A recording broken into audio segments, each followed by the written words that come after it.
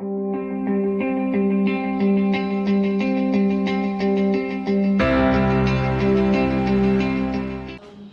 girls.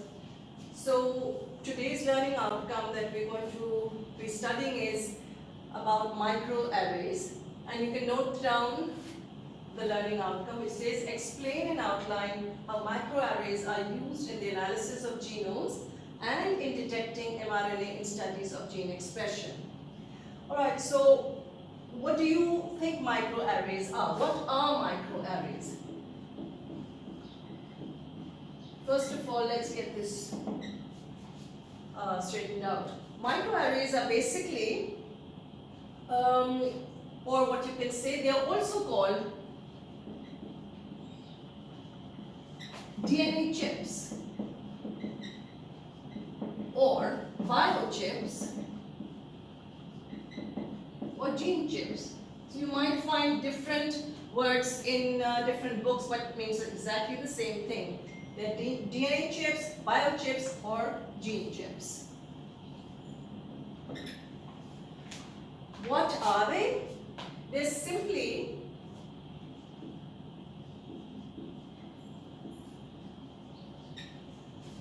these are basically a 2D collection, meaning a two-dimensional collection of microscopic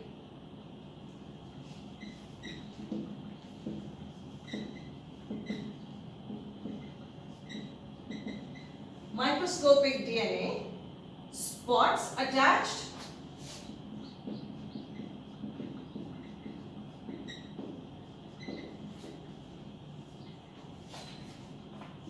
to some kind of a solid surface.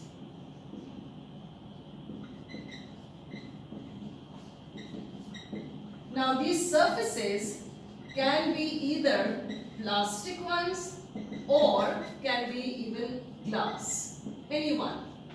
Alright, the idea is that they are on some kind of very thin piece of plastic or glass on which the 2D kind of a pattern is made for DNA spots, and on these spots we attach almost, let's say it's about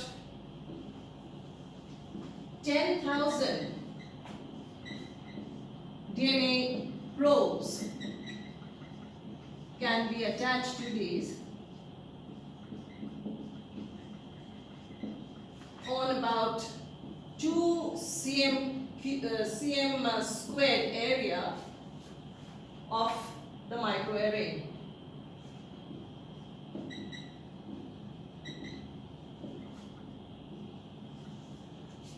Sorry, it's 1 cm squared. Can we edit? On 1 cm cube, meaning about 20,000 on 2 cm squared area. What are probes? We've discussed these before. Probes are basically just sequences of DNA, known sequences of DNA rather, that are already radioactively labeled. Alright? So if you remember, those probes were used in an earlier concept that we were studying, which was for electrophoresis of DNA. Alright. Now, why do we use microarrays? So the actual process is going to be discussed. Why do we use microarrays? Uses of microarrays.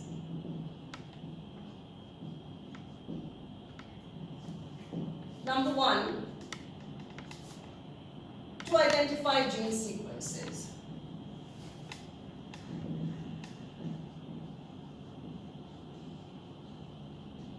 Okay. Number two, it's used to identify which genes are common in different species. So basically to compare genes in a species.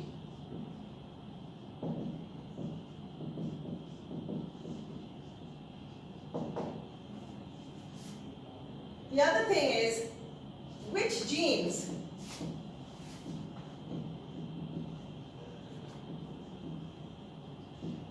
are being expressed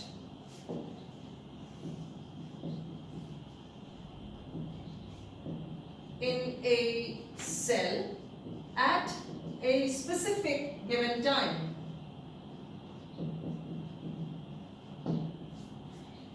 So we've got different uses of microarrays, and we can also find out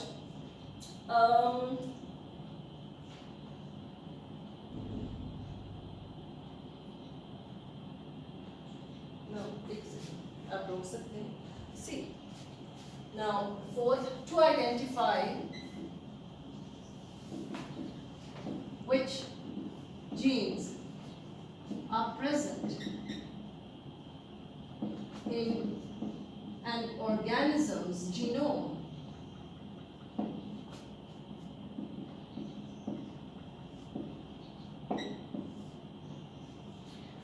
Alright, so there are various uses of microarrays. Now, our learning outcome was basically just to outline how a microarray is used in order to do these things. So the process I'll just explain to you in a bit. But first of all, do you know what a genome is? What is a genome? Have you heard of this? Does anyone know? This constitutes or is all the genetic makeup, the genetic makeup of an organism. Meaning all the inherited material, all the genes present, that's all the genes present in the cells of the organism.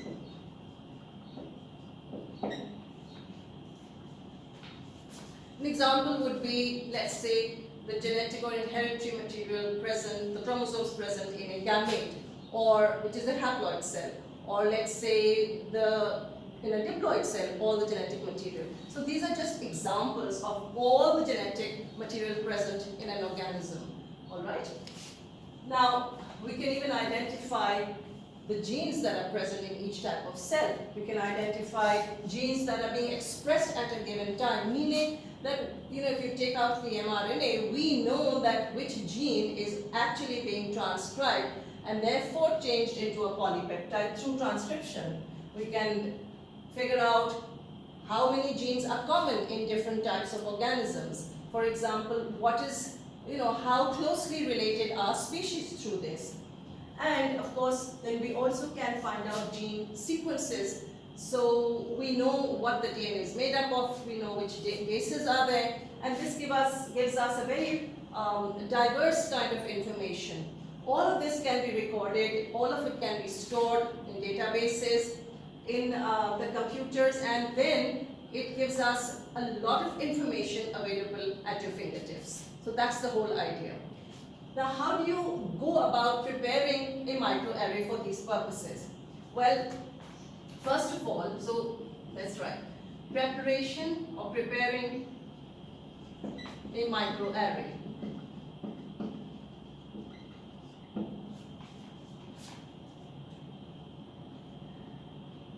Now, the surface, like I said, is made up of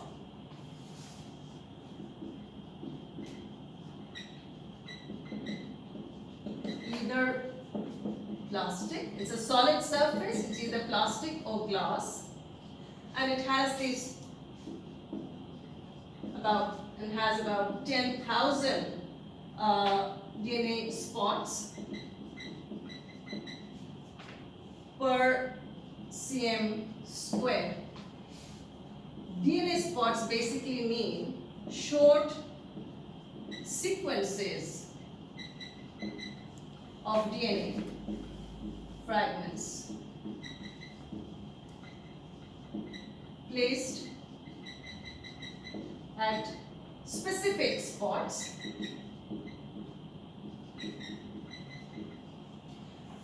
these act as probes because they are radioactively labeled. So these are the probes. They are of known sequences.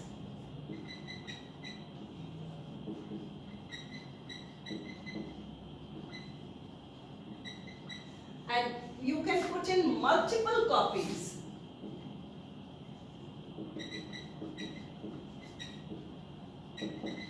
of each probe is applied to the DNA, to the microarray. So basically it's a very regular 2D pattern, and all the spots will be filled with known DNA sequences which act as probes.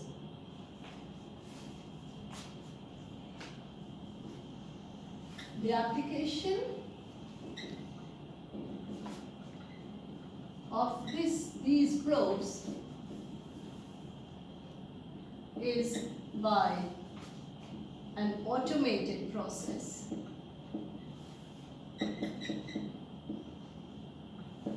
The details of which at this point is not required. Alright?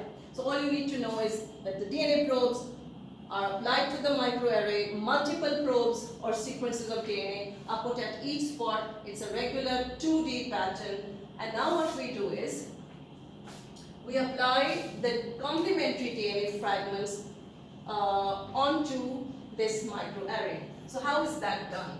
So to apply or to introduce, you could say, to apply the DNA or gene sequences taken from a cell that is being, let's say, microarray. We want to know which genes are present in this particular DNA in a cell.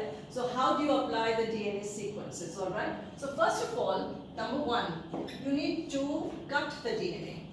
So obtain the DNA from the cell or from the chromosome. Obtain DNA fragments from the chromosome. If you recall, we used restriction nuclease, endonuclease enzymes which have specific target sites on the chromosome to fragment this DNA, and that we've done it in electrophoresis, if you recall. So that gives us different lengths of the DNA, okay? Then number two, so what do we get? We get fragments of DNA from the chromosome. DNA is of, it's fragmented, it's of different lengths.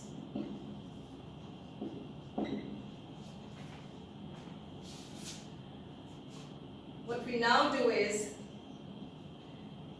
we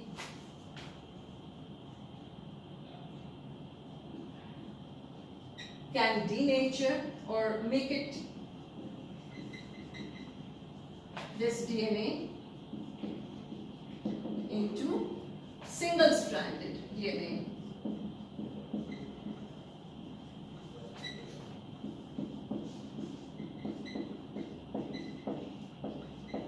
And if you remember, how is it done? By denaturation.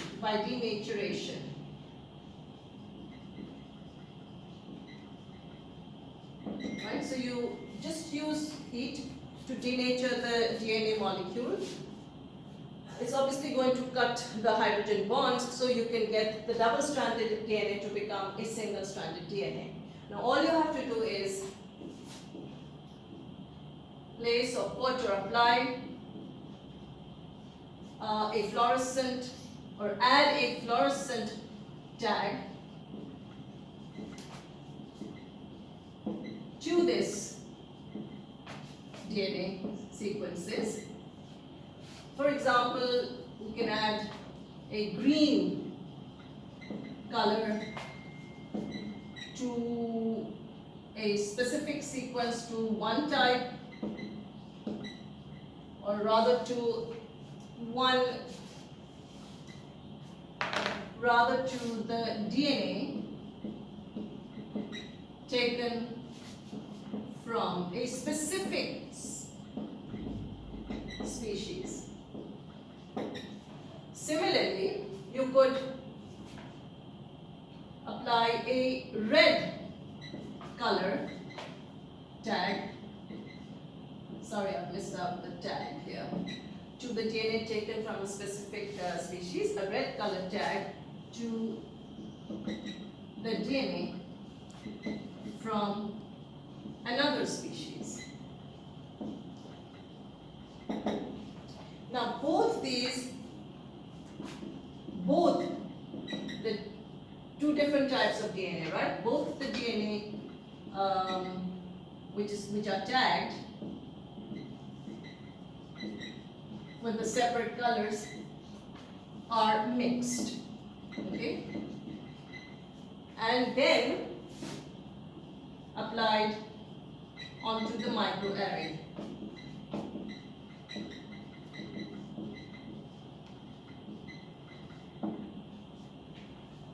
Obviously, wherever there are sequences that are complementary, the DNA probes, the sequences that are complementary, they are going to hybridize with those complementary sequences.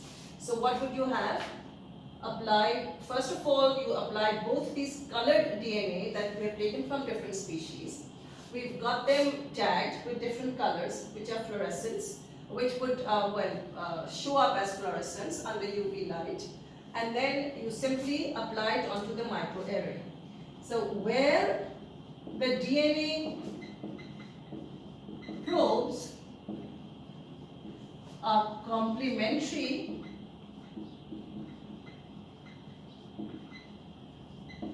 to the tagged DNA,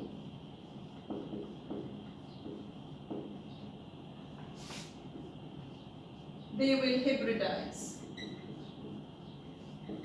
meaning they will bind together.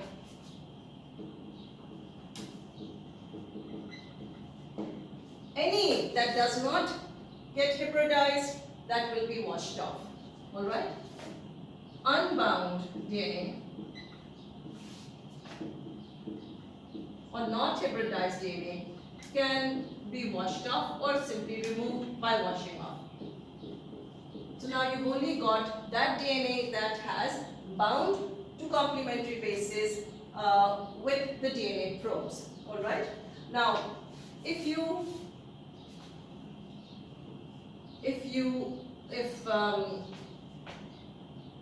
scan it with a UV scanner, if you use a UV scanner,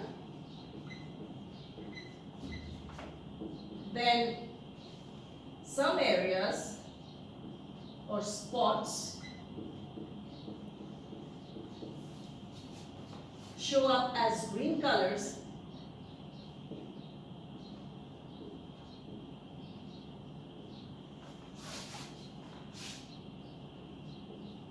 some as red and some as yellow.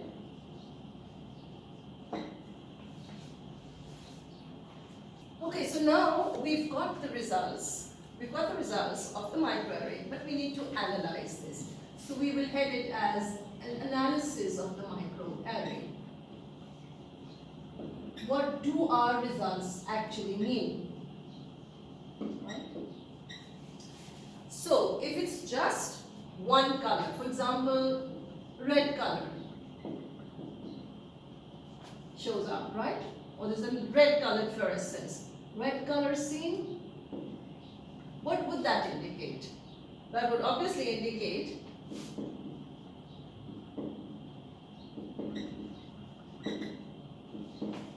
that the genes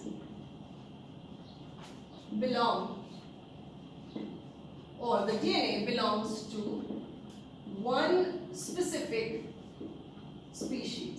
one species only. Alright? For example, suppose we had tagged the DNA from species A alone, and we tagged it with a red color. Alright? So if we had tagged the DNA of, let's say, of species X or Y or Z, let's just take A, species A. So if we get the red color seen through the probes in the microarray, then we know now that this DNA sequence, which has complementarily bound to the probes, is only from species A and nothing else. I hope you understand that, right? DNA which was tagged from one species, let's say species A, is tagged with the red fluorescence. The other one is tagged with the green fluorescence. So the other species, let's say, and if another species, B,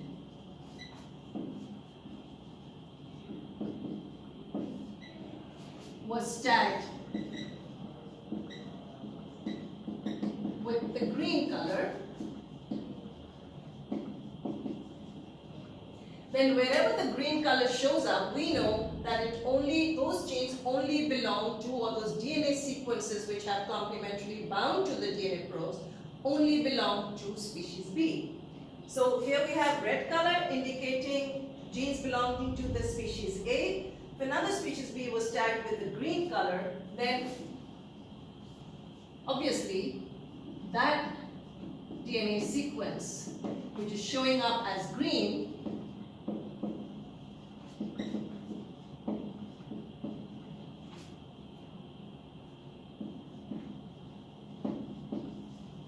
would be only from species B. Got that? What if we get another color? What if we get yellow? If yellow spots seen, what do you think that is? Right? You know, when colors are mixed, for example, red and green, you get a yellow color, right? So a yellow spot seen would mean, this indicates that red and green colors or tags have hybridized. Now what does this even mean? This simply means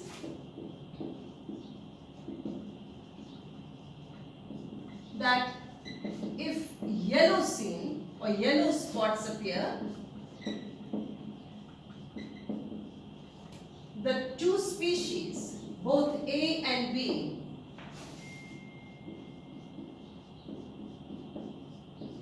and B have common genes.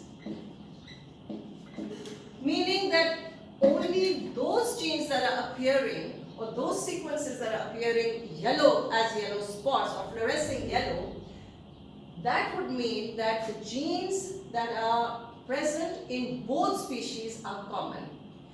Because obviously the ones that were not common were seen as different colors. So if it's red, it's just seen as red from species A. If it's green, it's just seen as green from species B. However, when they hybridized, they appeared as yellow spots.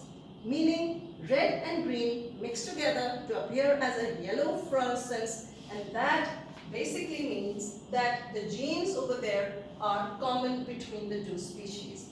This way we can find how closely linked these species are. Obviously, the greater or the intensity of the numbers, or let's say the areas where yellow spots will be, it means that they are more closely related. And the further or the lesser the intensity, or if there's no yellow spots available, then we know that there is absolutely no commonality between them. There are no gene sequences even shared between them. That means they're not linked at all in any way. All right? Okay. The data that is available through this then it is computerized, it is taken up, it is stored as data, as information, and it can be used wherever appropriate. Okay. However, there may be areas where there is no color at all, but in fact, in some microarrays, it might even show up as a blue color. So if we see areas with no fluorescence, no colors, or perhaps a blue color in some microarrays,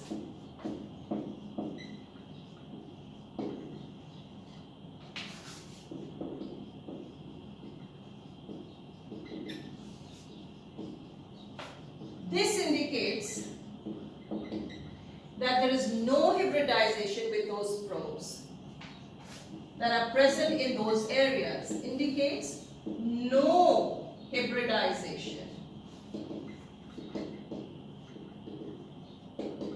in those spots. What does this mean? This simply means that neither does it have the genes for species A, neither does it have the species B, and of course no common genes between the two of them. So it's not going to show any color at all, or perhaps a blue color, indicating that those genes, those probes, did not bind with any other genes from the species taken, and therefore they were just fluorescing with a different color. Alright? Now I would like you to just read up this content on the microarrays from pages, let's say 472 of your textbook right up to 472, 473, 474. So you'll get an idea of, just you can go back and revise a bit of electrophoresis and the PCR reaction, and then you can continue with the concept of microarrays rather. Okay, thank you.